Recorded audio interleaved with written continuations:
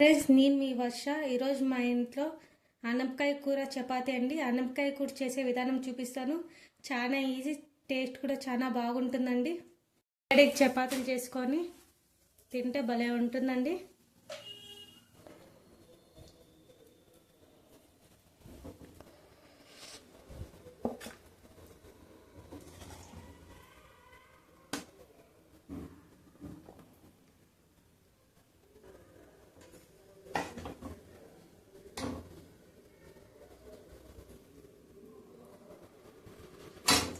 వేడి వేడి చపాతి అనపకాయ కూర రెడీ అండి.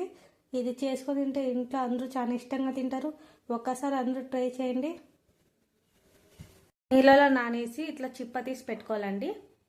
ఐటమ్స్ వచ్చేసి కొత్తిమీర, ఎండు కొబ్బరి, అల్లం, వెల్లుల్లి, కొంచెం చెక్క, ఒక 4 లవంగాలు, 1 స్పూన్ మిరియాలు వేస్తాను. ఇప్పుడు దీనంతా మనం మిక్సీకి వేసుకున్నాం.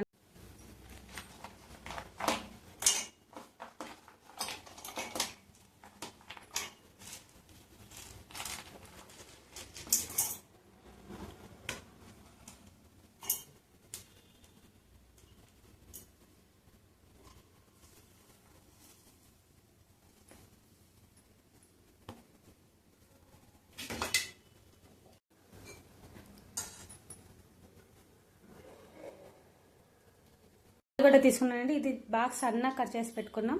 ఎక్కిన తర్వాత మనము ఒక 3 స్పూన్లు ఆయిల్ పోసుకున్నామండి.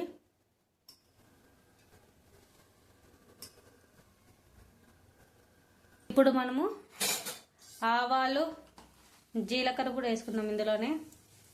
అలాగే నేను ఒక 2 ఎర్రగడ్డలు పొడి కట్ చేసి పెట్టుకున్నా. అందులోకి నేను ఎండుమిరపకాయలు, కరివేపాకు వేసుకున్నాం. ఇది బాగా గోల్డ్ కలర్ వచ్చేంత వరకు మనం ఫ్రై చేసుకున్నామండి. మనం ఇప్పుడు పసుపు కూడా వేసుకున్నామండి.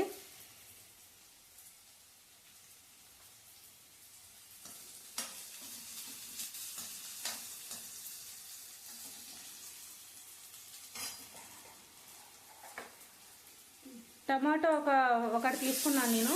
ఒక టమాటా తీసుకొని దాన్ని బాగా సన్నగా కట్ చేసుకున్నానండి. ఇది కూడా కొంచెం మెత్తగా అయినంత వరకు మనము ఫ్రై చేసుకున్నాం. బాగా ఇట్లా తీసుకొని సన్నగా కట్ చేసుకున్నామండి. దీన్నంతా మనము వేసేద్దాము. ఇది వేసి కాసేపు మనం బాగా ఫ్రై చేద్దాము.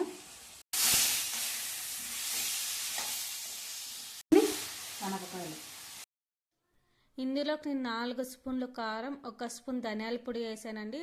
వేసే వీడియో స్కిప్ అయిపోయింది. నేను 4 స్పూన్లు వేసాను. మీకు కారంకి ఎంతకాలం మీరు అంత వేసుకోండి. దీన్ని బాగా కలుపుకుందామండి. మనము ఆ మసాలా అంతా ఇప్పుడు దీంట్లోకి వేసుకున్నాము.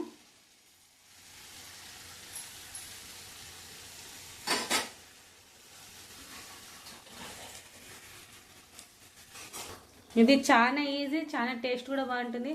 వేడివేడి అన్నంలోకైనా, చపాతీలకైనా, పూరీలకైనా చాలా బాగుంటుందండి. ఇది సింపుల్, చాలా సింపుల్. ఇది చాలా ఈజీ కూడా మీరు చేసుకోవచ్చు. బ్యాచిలర్స్ ఆరాంగా చేసుకోవచ్చు అండి.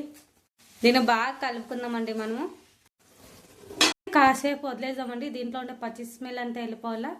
కాస్త నూనె అంతా బాగా తేలాలండి. అంత పోయినండి. ఇప్పుడు మనం తగినంత నీళ్ళు పోసుకొని బాగా ఉడకపెట్టుకున్నాము.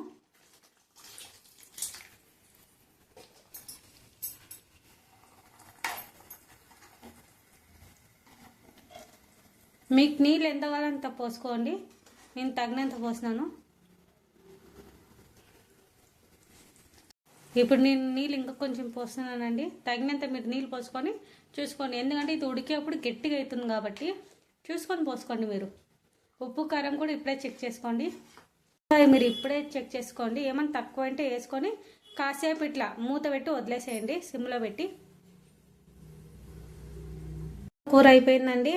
ఇప్పుడు ముక్క మనం ఇట్లా ముట్టి చూస్తే ఉడికిండాల. ఇది బాగా ఉడికేసింది.